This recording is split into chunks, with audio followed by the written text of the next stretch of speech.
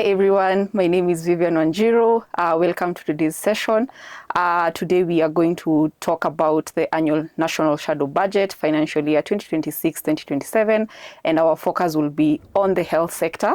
With me on set is Collins Nzuya. As he comes in, he will introduce himself. Allow me to just introduce briefly what we are going to be discussing about. So in the annual National Shadow Budget, ANSB 2026-2027, the health sector, we were focusing on external health financing in Kenya, a case of increased domestic investment. And this comes at a time when the US government funding was suspended in 2025, and we were all able to experience the different impacts that had in the health sector affecting service delivery. So our discussions today, our conversations today are going to focus on what are some of the things that we have been able to highlight in our analysis, and at the end of it all, what are some of the recommendations that we are sharing with the government, and what that means for our Kenyan citizens in the health sector. So at this point, allow me to welcome Collins Nzuya, who will start us off in sharing some of the key findings that we were able to have in our document. Thank you, Vivian, for that introduction in regards to our topic today. And it's very important to note, like, as a country, we really depend on factors like or mechanism of health financing, like the domestic health financing and also the external financing. But covering on the external financing and also just the own budget within the health financing bit in the health sector of Kenya, it has been realized like for the financial year 2025-2026, the budget requirement for health sector was at around 496 billion. But now with the 496 billion, the only allocated funds were around 138 billion, making a gap of around 27%.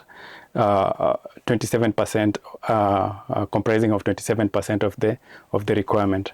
This is very low compared to this financing of these programs that really require financing from the domestic but are financed by the external donors.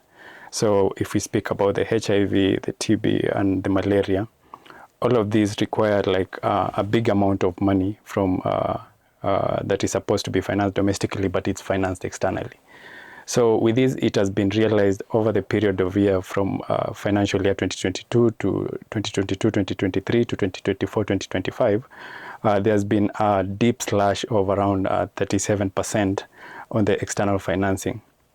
So the external financing you're speaking about, the US also trying to just finance these health programs, the RMNCAH program, the TB program, the malaria program. So that slash of 37% is a very high percentage compared to what domestically we are trying also to input to the health sector. If also you see within the budget, if we speak about the 138 billion percentage allocation, in the health sector on budget, then you realize around 27% of that money goes to these three programs that are financed by the external donors. So this is like malaria, RMNCAH, and TB, which now gives a clear picture of how we really depend on the external financing. And we are lying on a very dangerous grounds, considering that there's a lot of withdrawal from the stop orders. So meaning we are having we are trading in a very dangerous grounds if we don't see or we don't find a way of trying to substitute these funds that were externally funded. Thank you. Thank you, Collins, for highlighting that for us. And I think for our viewers, a critical question that you might have, what does it mean when you speak about domestic funding, and what do we mean when we speak about external funding? Collins has highlighted that we have both in the health sector. And when you look at external financing, you might wonder why is that critical, just as Collins has mentioned. So when you look at the most recent occurrence that happened in 2025, when the US government suspended its financing, we experienced some impacts in Kenya, particularly the health sector. These occurred across multiple African countries, but for today's session, we're going to focus on what happened in Kenya. So looking at our health sector and the financing models that are there, or the financing mechanisms that are there, you realize that we heavily rely on particular donors. For example, when you look at the US government, they are heavily financing programs that Collins has mentioned. And when you look at programs such as immunization, these are funded by donors such as Gavi. So the main risk of having few donors supporting these programs is when they step out, they leave a big gap which Kenya might not be able to fill in immediately. So when you look at 2025, there were multiple impacts that were there. So for example, when you look at human resources for health, counties reported losing more than 10,000 health workers due to the US top order. And so this means that basically across the counties, there were gaps that were left. As to whether counties were able to fill these gaps immediately, that remains a question that is yet to be answered. And I think we need to be able to think about these things even in the future, because we realize that there's a lot of gap that will be left if donors continue to live at the rate that they have been living. So this did not only happen in the human resources for health. These happened even when you look at commodities, for example, family planning commodities. When you look at malaria, the availability of malaria nets, these were some of the commodities that were these were some of the commodities that the donors were able to support procurement of. And when they stepped out, there was a major gap that was left. So this is why we need to critically think about relying heavily on certain donors and what that means for our health sector. Yes. Okay, thank you. And that gives us a sense as to our third finding, where we really discovered as much as, the donors that you've mentioned already. For example, the Global Fund and also the Gavi for immunization and Global Fund for TB. There has been also, apart from, the withdrawal over time because of reprioritization within also the donors and the external donors, there's also some tendency of delay based on the agreement first, or the agreement and later the disbursement. So you realize within some significant years, there's been an agreement of like, they are going to fund at 99%, but over time, maybe around 2023, 2024, you realize, okay, the funding has gone to around 55% of the same. So one of the factors that within the annual shadow budget that we realized, or rather the findings that we got, was more of, for example, like Gavi, there are some, you have to adhere to some certain rules before they also fund you. Number one, you have to be, you have to, if you're co-financing, you have to come with your bid correct, so that when they're coming to co-finance, already as a government, you have already financed the share that you agreed on, just the same as Danida was. And some of the findings that also came into play was the governance bit, and also the data gaps that were around, and the chain, the supply chains, because, it's more of dealing also with the vaccination and immunization. So those are the big factors, or rather the major factors that usually influence the external financing. So you find the external financing was supposed to be disbursed at this time, but now it's not disbursed, or it's late disbursed because of those factors that I've mentioned.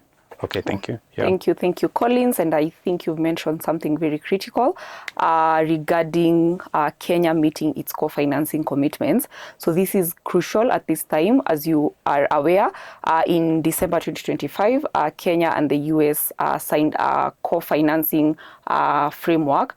So the government of US was able to sign an agreement with Kenya where we will be co-financing towards the health sector. So the US of government will support the Kenya's health sector for the next 5 years, and in return, the government of Kenya is expected to do the same. So this is a framework that basically we will have the two governments contributing towards the health sector of Kenya. And this is very important regarding what you have mentioned, because for the US government to be able to support the Kenya's health system, the government of Kenya is also required to meet its core financing bid because they will be expected to increase their allocation towards the health sector over the period of the contract. So we are hoping that the government of Kenya will be able to uphold its end of the deal, because just like you've mentioned, the only way that the donor is going to continue supporting us is if Kenya meets its own commitments. So that is particularly very important. And just looking at what is already happening, you might want to ask yourself, is the government of Kenya doing anything to be able to fill the gaps that were left? Is the government of Kenya already meeting its co-financing agreement by just increasing its allocation towards the health sector? So looking at the financial year 2026-2027 budget estimates, we're already seeing some increase in the health sector. So looking at the increase, it's coming to around 6% increase. And what this means for us is we might want to be happy about that, but I think it's also equally important for us to take a deep dive into our budgets and see what exactly is this 6% increase reflecting on. You might want to ask yourself, where are those funds being directed? And lastly, I think it will be very important for us to ensure that the monies being allocated to the health sector are used effectively and efficiently, because sometimes we might end up allocating so much money to the health sector, but when you look at the outcomes that we are gaining from these allocations might not be what we intended. So for these monies to be actually be meaningful to the health sector in Kenya, it's important that the monies are used effectively and efficiently. Yes, and I think with that, allow us to share the recommendations that we had, and Collins will start us off just putting it out there. What do we think that the government should be able to do in the case that we find ourselves in, where we see donors pulling out, so that we are able to own our health system? What are some of the things that we think might be done right? Okay, so thank you. So first of all, one of the recommendations that really is strongly advocated for in our annual shadow budget is more of reprioritizing the finance within the health sector, or rather the sector in government, because to some extent the donor financing has declined, and there's a clear indication that it's going to be drawn in a period of coming years in the future plan based on the reprioritization of the donors and also the Kenya classification as the low middle income country. So with that reprioritization of the resources within the government, or rather the health sector, is very important. For example, one of the recommendations we gave was on development. There's a lot of development that really costs a lot of money. For example, the tuition block for Kenya Medical Training College and the laboratories. We're not saying it's not very important, but also it should be with a factor of the withdrawal from the HIV and the TB and the malaria, just to see which is more of priority and how can there be balance of allocation within these two projects. Also maybe something like construction of the building in the KMPDC of examination center, just also trying to check and say which is more priority. Is it building the examination center, or rather trying to substitute the donor withdrawal from the space. With that also, there's a second finding, which I think it has been a very a long talk of the town with the reforms that came in 2023, the reform on social health insurance. So one of the domestic financing in our country is through the social health insurance. So within that bit, the only recommendation that we gave, or the strongest recommendation we gave, was the government should really try to lobby membership and contribution within the social health insurance, so that also the informal sector can join the bandwagon and also pay for the premium, so that at least the pool can be strong and can have a lot of money. This means the domestic financing within the social health insurance mechanism can be isn't, or rather can be achieved in an easier manner. So we don't really have to depend only on domestic allocation from the government through taxing. We also need to really also rely on social health insurance, but only relying on social health insurance has to be really backed up by numbers of contributions. So the informal sector should contribute. The formal sector also should be mapped, and all of them to contribute. And with that, also the utilization of the funds in an efficiency manner, then it gives a room for domestic contribution now to the health sector, meaning that it will cover the gap for the external financing that is trying also to to go away from the space of financing in Kenya. So those are the two recommendations that IPF carried on the annual national shadow budget, but I believe also there are two that you might be also really be enriching if you contribute to them. Thank you, Collins. Thank you for the grateful insights. And lastly, our final recommendation was on taxation reforms. And on this, we shall speak about two key things. The first is wealth taxation. So looking at wealth taxation structures in Kenya, you realize that there's a lot of untapped potential. So a study done revealed that we are able to raise approximately $1 billion annually from wealth taxation if it's done right. So it is our call to government that we are able to put the right policies in place to ensure that wealth taxation is properly implemented. Secondly is sin taxes. So these are some of the taxes that are imposed on quote unquote harmful products. For example, tobacco or sweet and sugary products. So looking at tobacco, for example, so currently tobacco is being taxed at 32% of its retail price. This is way below the WHO recommendation of 70% of the retail price. So what IPF is calling for is that we are able to increase the 32% and get closer to the WHO recommendation. This will not only enable us to collect more money so that we are able to direct it towards the health sector, but it also means that we are going to reduce consumption of tobacco, which will be able to protect our citizen. And with that, we would like to end today's session, and we hope that you will enjoy the insights as well as use some of these insights to ensure that our health system is properly financed. That is for the government and for the citizens. Ensure that they are able to use some of these insights as they engage the government through public participation during different times of the budget cycle. Thank you. And that was it from us.